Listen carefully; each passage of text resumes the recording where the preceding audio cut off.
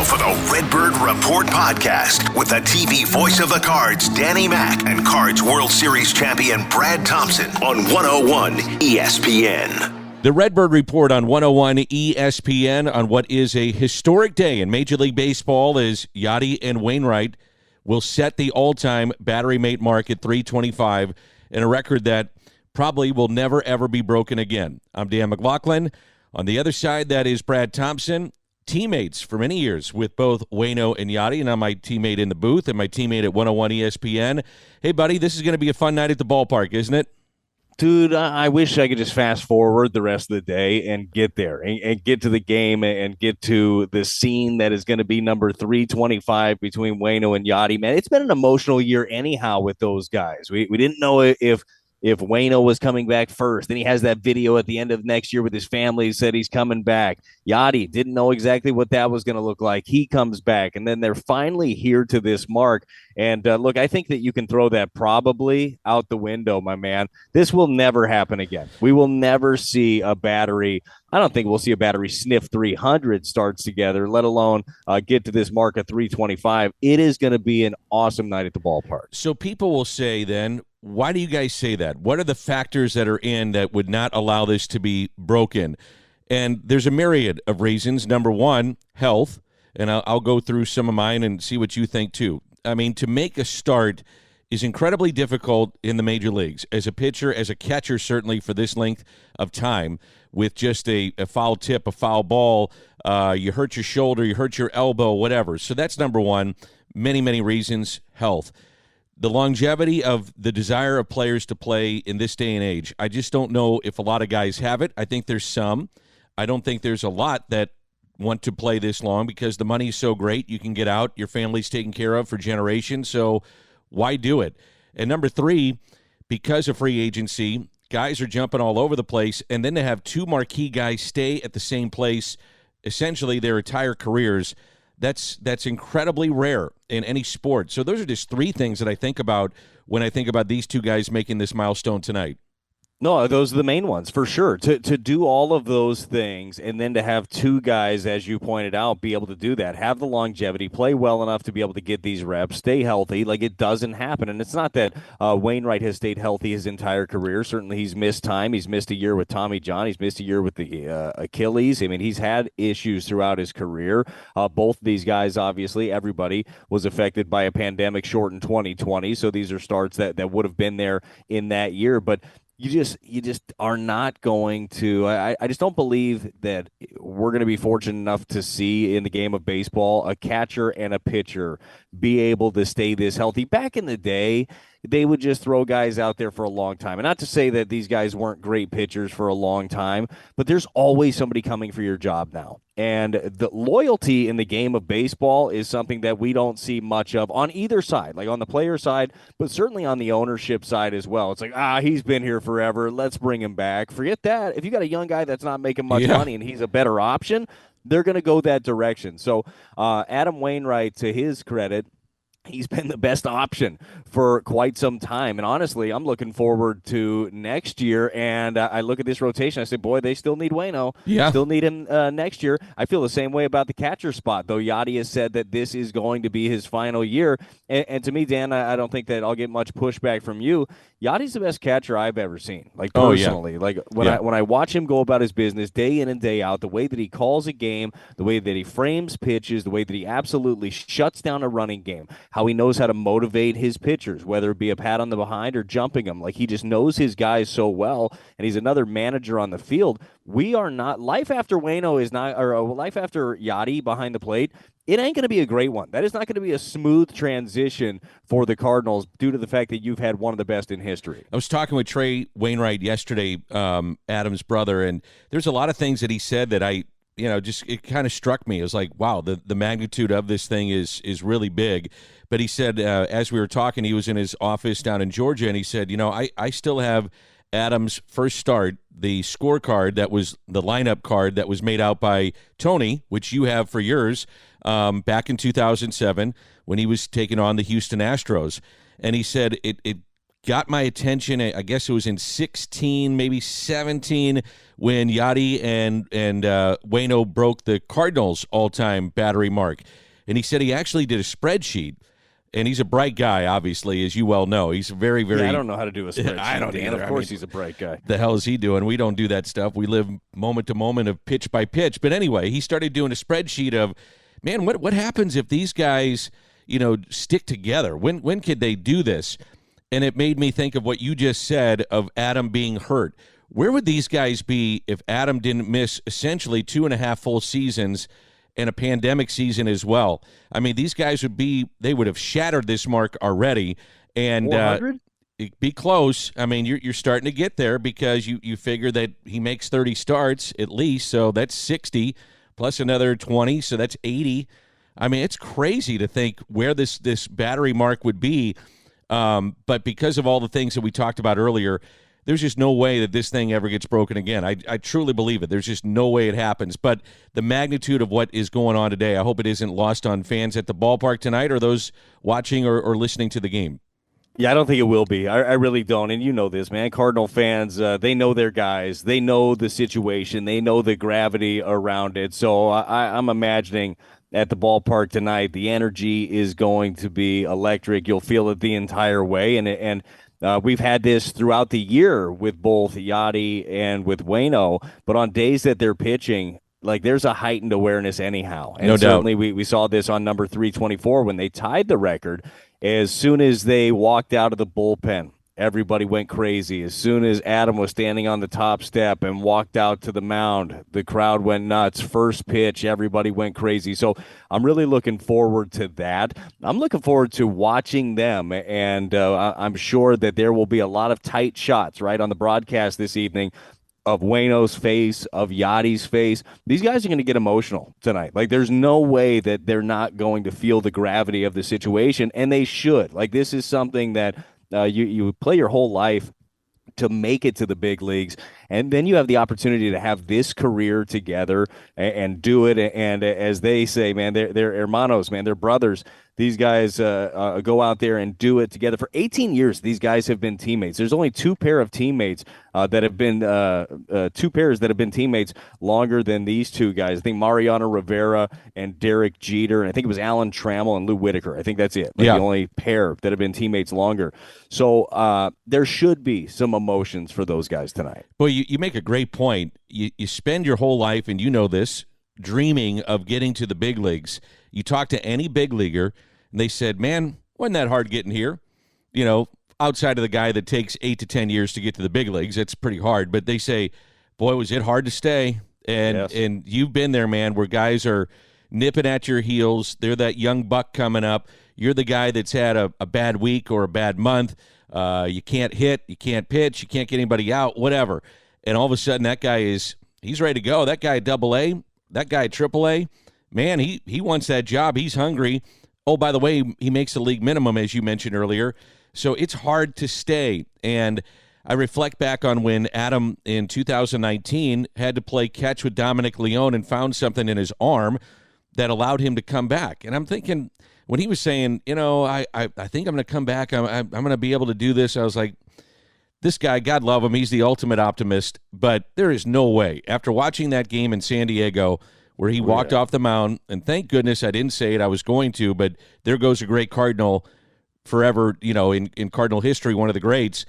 Well, he had another few chapters for all of us, because if you go back to 2020, really to the end of 2019, he's been not only the Cardinals' best pitcher, he's probably been top 5, top 8 in baseball. That's how good he's been. He's found something, and it's worked, and it's been amazing to watch.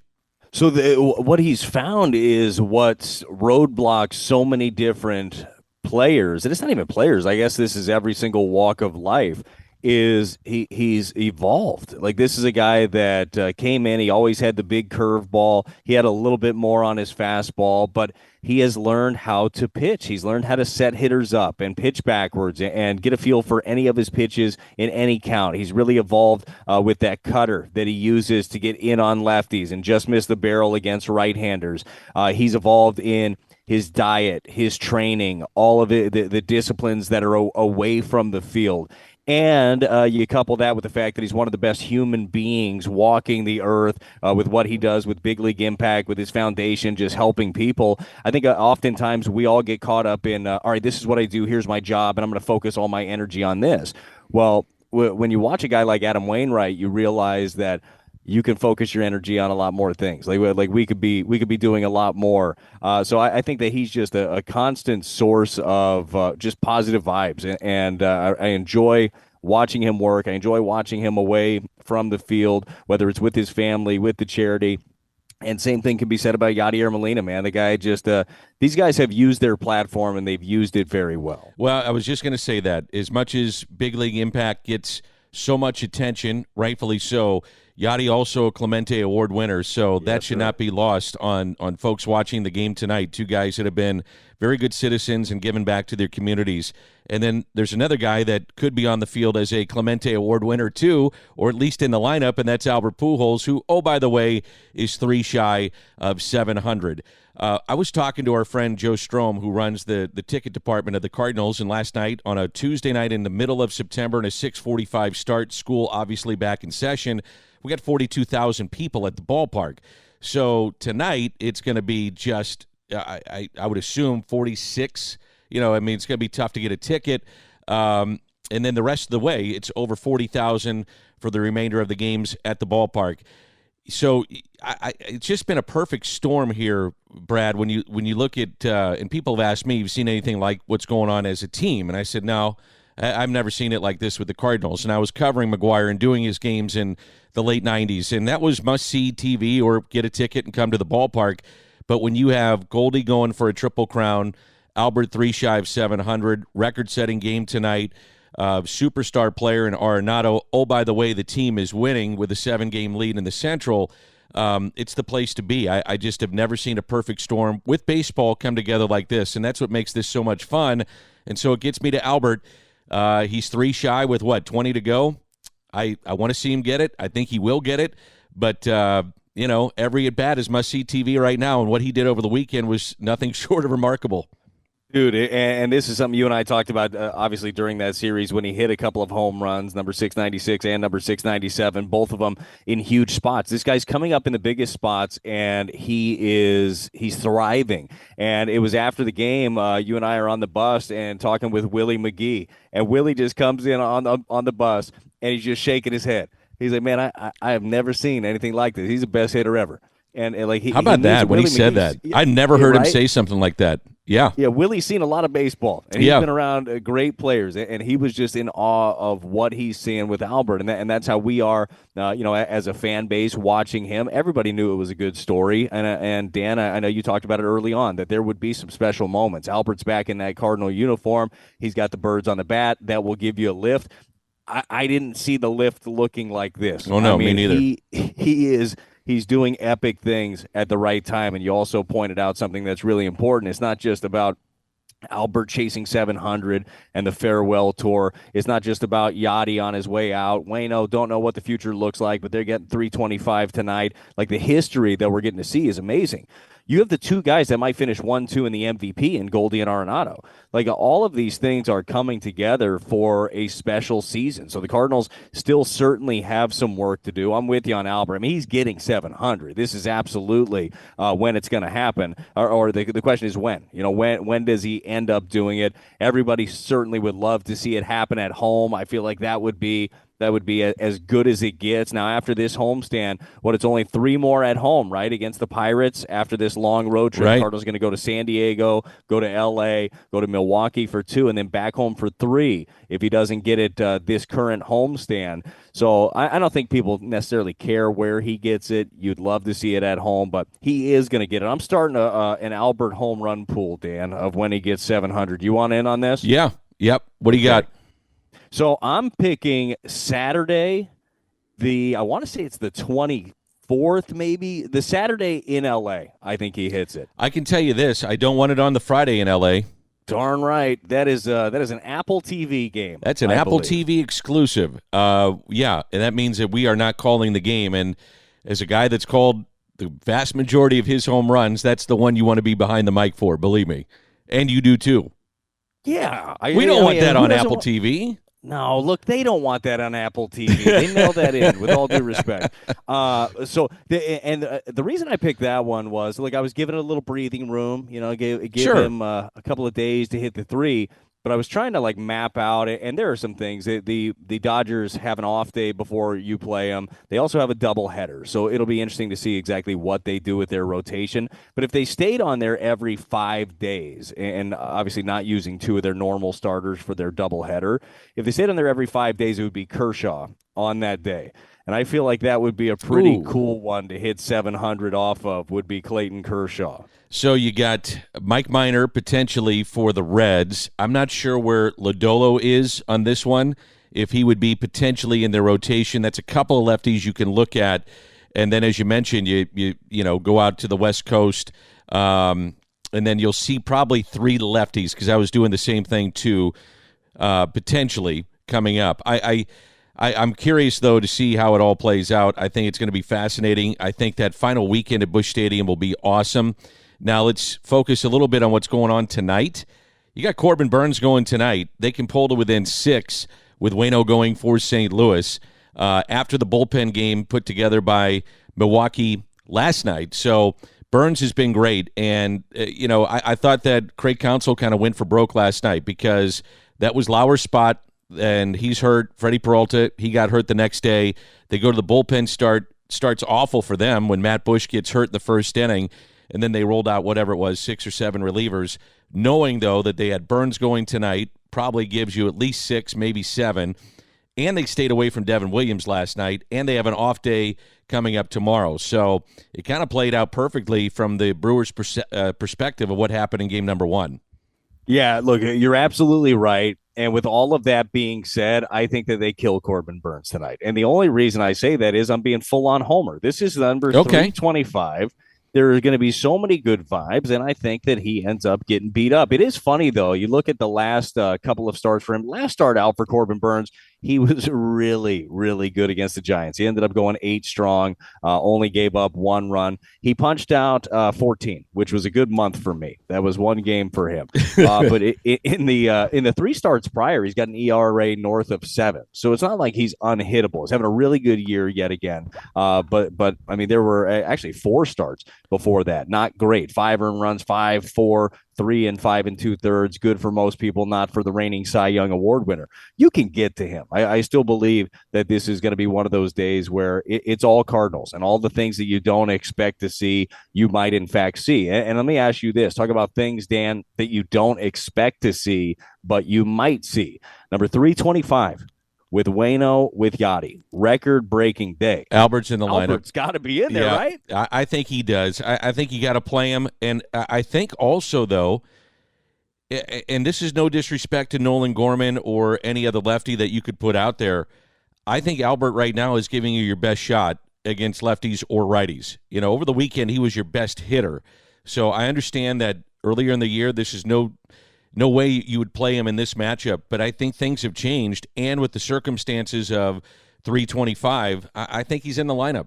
I do. You? He's got to be. Yeah, and he'll probably get one off Burnes, because that's how it's supposed to go. This has been a storybook all year long. Like, it really has. With Albert, with Waino, with Yadi. Like, I'm starting to get to the point where I'm not surprised by things anymore. I'm more so expecting them. And maybe that's just me asking for too much, but we keep seeing it. We keep seeing it show up. And to your earlier point, we were just talking about some of the lefties that the Cardinals might be facing soon. Well, the last 2 home runs that Albert has hit, they've been off righties. It was a backup slider by JT Brubaker. And going Oppo away from Casey Young. Yeah, of course. Dude, right off the bat, everybody knew that bad boy was gone. Certainly Albert did, as he had the familiar strut. I mean, he was out walking the dog for a minute, and it was fun to see. But he's hitting a little bit of everybody. And to your point, and again, no disrespect to Gorman, who's a young hitter, and he's going to continue to evolve at the big league level. You look at the numbers, especially since the All-Star break against right-handed pitching, Albert's been better, and it's not even that close. So I think that's an easy decision if that's the way that you're trying to go. Well, it should be a fun night at the ballpark, historic night at the ballpark, as Yadi and Waino go for 325. 1 pitch in, they set the record, so it's going to be a lot of fun to see. Dude, full disclosure, I'm incredibly jealous of you and Jimmy Ballgame tonight because you guys are going to be on something special that we'll hear forever. Enjoy it. I know you'll have a great call, as you always do, and I can't wait to watch it. BT, thanks, buddy. Always fun, and we'll do it again this week. Sounds good. That's Brad Thompson. I'm Danny Mack, and this is 101 ESPN. You've been listening to the Redbird Report podcast with the TV voice of the Cards, Danny Mack, and Cards World Series champion Brad Thompson on 101 ESPN.